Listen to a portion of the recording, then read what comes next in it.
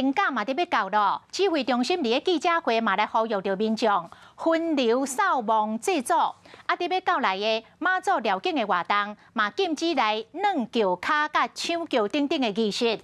参加这个绕境宗教执事的人员甲工作人员，也阁有信徒甲民众，拢必须爱注过3剂疫苗。最近国内的疫情阁来量悬，北部、中部、南部甲台东5天，包括今仔日在内，都有超过190例本土病例，而且是有17条的传播链感染源不明。指挥官陈时中讲，这波的疫情要阁观察10天。也毋过，这个清明4天的连假就要到咯，是毋是会增加着防疫的变数呢？医师来提醒，大家落南就北，爱做好着个人的防护。到餐厅食饭的时阵，尽量莫讲话、莫接触。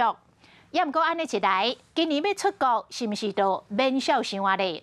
医师林树撇讲，安尼颠倒是离出国搁较近咯，因为只有甲病毒共存，才会当过正常的生活。国到日本樱花开花季节，不过疫情已经拖2-3年，想要去日本看樱花，恐惊爱搁等。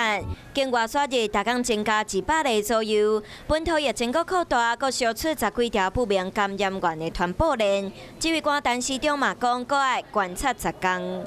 这当然是一个警讯啊！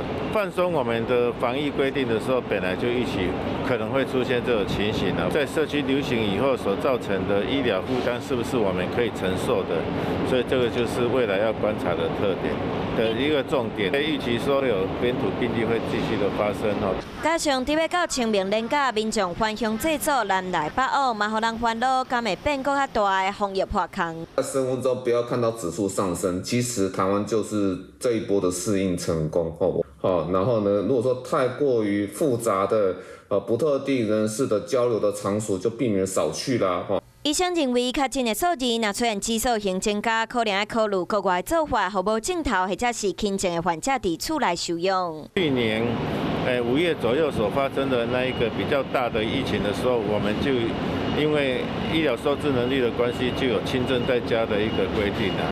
放凉的措施阁出现变数，看起来阁无机会出国。有网友讲，今年免想要出国，不过前感染科医生临时撇说认为，台湾社区有一定的本土疫情，离出国颠倒阁较近。其他网友嘛回应讲，安尼才会当和世界有连结，用另外一种角度来看，嘛是一种曙光。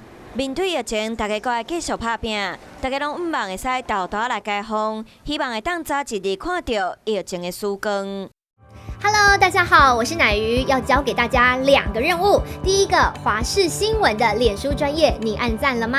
还有华视新闻的 YouTube 频道，赶紧订阅起来，还要记得按赞，开启小铃铛哦。